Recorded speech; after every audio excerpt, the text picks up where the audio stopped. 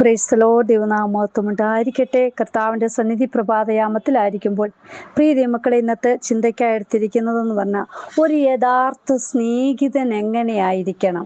അതായത് നമുക്ക് ലൂക്കോസ് എഴുതിയ സുവിശേഷം 10-ാം അധ്യായത്തിൽ നമുക്ക് കാണാൻ കഴിയുന്നുണ്ട്. 30-ാമത്തെ വാക്യം മുതൽ വായിക്കുമ്പോൾ, ഒരു മനുഷ്യൻ യെരൂശലേമിൽ നിന്ന് യെരിഹോവിലേക്ക് പോകുമ്പോൾ കള്ളന്മാരുടെ കയ്യിൽ അകപ്പെട്ടു.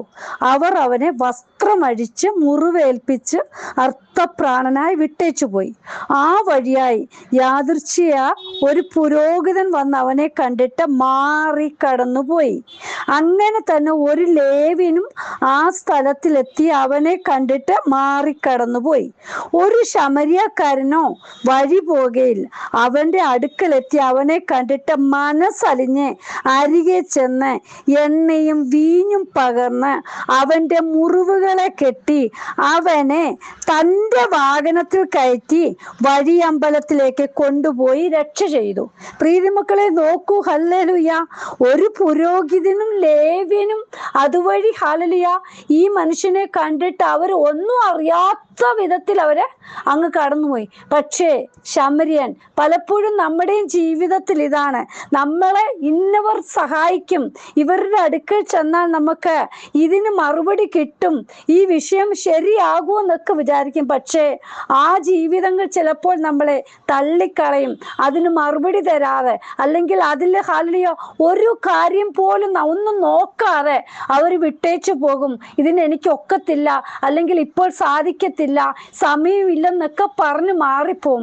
പക്ഷെ നമ്മൾ ആരും ഊഹിക്കാത്ത, വിചാരിക്കാത്ത ഒരു വ്യക്തിയായിരിക്കും നമ്മളെ ആ വിഷയത്തിൽ നമ്മളെ സഹായിക്കുന്നത്.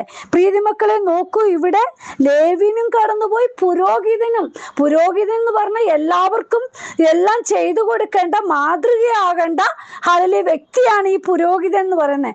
അദ്ദേഹം പോലും വിട്ടേച്ചു പോയി. പക്ഷേ ശമര്യക്കാരൻ ഹല്ലേലൂയ ആരെയും സഹായിക്കത്തില്ല, ഒന്നും ചെയ്യത്തില്ലെന്ന് പറയുന്ന ജീവിതങ്ങളാ കടന്നു വന്ന് സഹായം ചെയ്യുന്നത്. ഹല്ലേലൂയ. ഇവിടെ നോക്കൂ, ആ ശമര്യക്കാരൻ കടന്നു വന്ന് അവനോട് മനസ്സലിഞ്ഞ് അവന് എണ്ണയൊക്കെ പൂശി അവന്റെ ആ മുറിവുകളൊക്കെ ഹല്ലേലൂയ അവനാൽ കഴിയുന്നിടത്തോളം അവന് ശുശ്രൂഷിച്ചിട്ട് അവൻ കൊണ്ടു ചെന്ന് ഹല്ലേലൂയ അവന്റെ വാഹനത്തിൽ കയറ്റി വഴിയമ്പലത്തിൽ കൊണ്ടാക്കിയിട്ട് അവൻ പോയി. എന്നിട്ട് അവൻ പറയുന്നുണ്ട് ഹല്ലേലൂയ, നോക്കൂ, പിറ്റേന്നാൾ അവൻ പുറപ്പെടുമ്പോൾ 2 വെള്ളിക്കാശ് എടുത്ത് വഴിയമ്പലക്കാരന് കൊടുത്തു.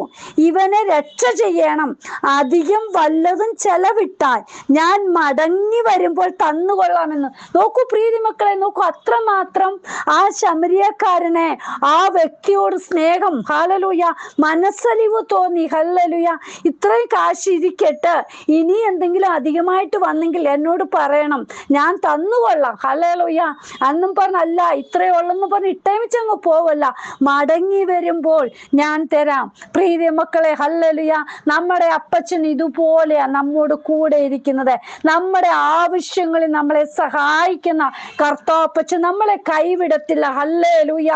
ഏത് സ്ഥലത്ത് നമ്മളെ കൊണ്ടെത്തിക്കണമോ, ആരുടെ അടുക്കൽ കൊണ്ടെത്തിക്കണമോ അവരുടെ അടുക്കൽ നമ്മളെ കൊണ്ടെത്തിക്കും. ഹല്ലേലൂയ. ഒരു യഥാർത്ഥ സ്നേഹിതൻ ഹല്ലേലൂയ നമ്മെ കൂടെ ഇരിക്കും എന്ന് പറയുന്നവർ ഇതുപോലെ പലപ്പോഴും പലരും നമ്മളെ ഹല്ലേലൂയ തക്ക സമയം വരുമ്പോൾ മാറിക്കളയും. പക്ഷേ നമ്മെ ചേർത്ത് പിടിക്കുന്ന അനേകരുണ്ട് പ്രിയ മക്കളെ. ഹല്ലേലൂയ. എല്ലാവരും ഒരുപോലെയാണെന്ന് ഞാൻ പറയുന്നില്ല. ഒരു കഥ ഞാൻ കേട്ടിട്ടുണ്ട്. ഹല്ലേലൂയ. ബാല്യകാല സുഹൃത്തുക്കളായിരുന്ന അതായത് 2 ഹല്ലേലൂയ സഹോദരങ്ങൾ, അതായത് കൂട്ടുകാർ, അതായത് രാജുവും സിജു എന്ന് പേര്.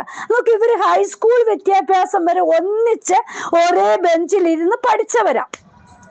നല്ല സുഹൃബന്ധം മാത്രമായിരുന്നില്ല, ആത്മീയ സുഹൃബന്ധം കൂടി ഉൾപ്പെട്ടതായിരുന്നു ഇവരുടെ കൂട്ടുകെട്ട്. അതായത് നോക്കൂ, കോളേജിൽ പഠിക്കാൻ ഹല്ലേലൂയ ഇവർ ആ സമയമായപ്പോൾ അവർക്ക് വേർപിരിയേണ്ടതായിട്ട് വന്നു. 2 കോളേജിലായി ഇവർക്ക് അഡ്മിഷൻ കിട്ടിയത്.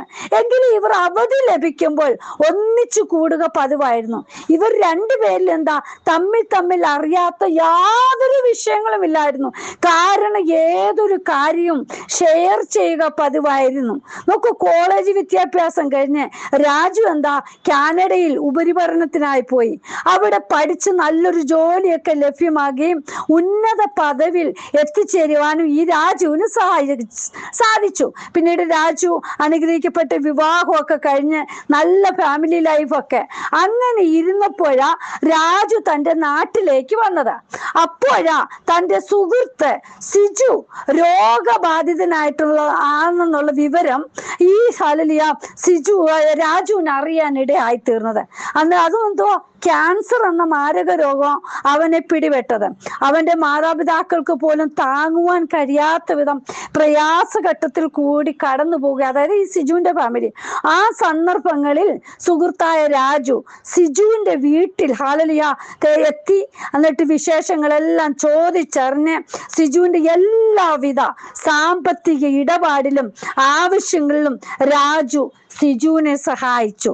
അപ്പോൾ തന്നെ രാജു തൻ്റെ പഴയ കാലങ്ങളിലേക്കൊന്ന് തിരിഞ്ഞു നോക്കുവാനിടയായി. പ്രിയ മക്കളെ, നമുക്ക് പലപ്പോഴും നമുക്ക് നല്ല എല്ലാ സാഹചര്യമൊക്കെ സെറ്റപ്പ് ആവുമ്പോൾ ചിലപ്പോൾ സുഹൃബന്ധം അങ്ങ് വിട്ടുപോകും. പക്ഷേ ഇവിടെ നോക്കൂ, അവരൊന്നിച്ച് കളിച്ച് ചിരിച്ച് ഒരേ ആഹാരം കഴിച്ച് നടന്നവര് ഇപ്പോഴാണ് ആ സിജുവിന് രാജു യഥാർത്ഥ സ്നേഹിതൻ ഇങ്ങനെയാണെന്നുള്ള കാര്യം മനസ്സിലാക്കാൻ സാധിച്ചത്. ഹല്ലേലൂയ.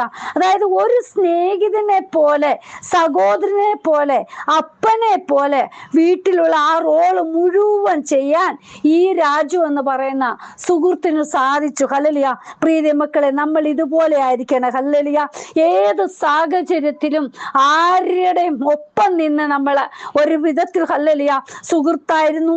പിന്നീട് ഇപ്പോഴെന്താ നല്ല ഒരു ഭവനത്തിലെ കാര്യങ്ങള് ഒരപ്പൻ എങ്ങനെ ചെയ്തെടുക്കണമോ അതേപോലെ നിന്ന് ഈ കൂട്ടുകാരൻ കാര്യങ്ങൾ ചെയ്തെടുത്തു. പ്രിയ മക്കളെ, നാമും കഴിഞ്ഞ കാലങ്ങളിലേക്കൊന്ന് തിരിഞ്ഞു നോക്കണം. എങ്ങനെയായിരുന്നു നാമും നമ്മുടെ സുഹൃത്തുക്കളും?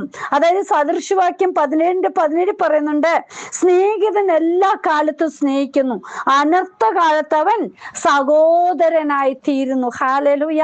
പ്രിയ മക്കളെ, എപ്പോഴാണ് സഹോദരനാകുന്നത്? എപ്പോഴാണ് ഒരു അപ്പന്റെ റോൾ ചെയ്യേണ്ടത്? ഹല്ലേലൂയ.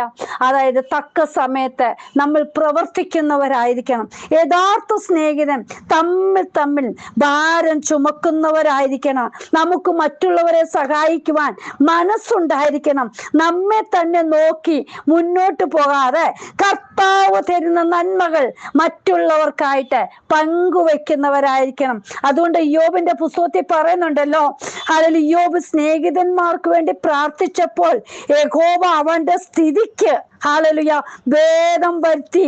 മുമ്പേ ഉണ്ടായിരുന്നതൊക്കെ യഹോവ യോബിന് ഇരട്ടിയായി കൊടുത്തു. പ്രിയ മക്കളെ, നമുക്ക് തരുന്നത് നമ്മുടെ അപ്പച്ചനാ. നാം ചെയ്യുവാൻ തയ്യാറാണോ? മറ്റുള്ളവരെ സഹായിപ്പാൻ, സ്നേഹിപ്പാൻ തയ്യാറാണോ?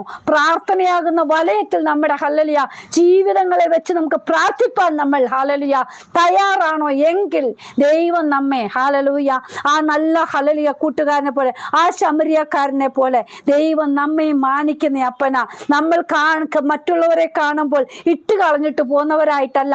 ആ പുരോഹിതനും ലേവിനും ഒന്നും കാണാത്ത രീതിയിൽ ഇട്ട് കളഞ്ഞു പോയി. പക്ഷേ ശമരിയാക്കാരൻ പ്രിയ മക്കളെ, നമ്മളും മറ്റുള്ളവരെ സ്നേഹിക്കുവാൻ, കരുതുവാൻ, നമ്മെ തന്നെ സമർപ്പിക്കാം. അപ്പ, ഞാൻ എന്നെ സമർപ്പിക്കുന്നു, എനിക്കുള്ളത് എൻ്റെ അപ്പൻ തന്നതാണെന്ന് യഥാർത്ഥമായിട്ട് രുചിച്ച് മനസ്സിലാകുന്ന ഒരു വ്യക്തിയും മറ്റുള്ളവരെ സഹായിക്കാതിരിക്കുകയില്ല. കർത്താവിന്റെ സന്നിധിയിൽ നമ്മെ തന്നെ സമർപ്പിക്കാം. ഹല്ലേലൂയ. അപ്പ, ഞങ്ങളെ ഏൽപ്പിക്കുന്നു ഈ നല്ല സ്നേഹിതനെ പോലെ, യഥാർത്ഥ സ്നേഹിതനെ പോലെ, യഥാർത്ഥ കൂട്ടുകാരനെ പോലെ ഏതു വിധത്തിലും എങ്ങനെ ഞങ്ങൾ ഒരു റോള് അഭിനയിക്കണം, അതേപോലെ അഭിനയിച്ച് ജീവിതത്തിൽ മാതൃക കാണിച്ച് ഓരോരുത്തരെ സഹായിപ്പാൻ ദൈവം ഞങ്ങളെ എടുത്ത് ഉപയോഗിക്കണമേ.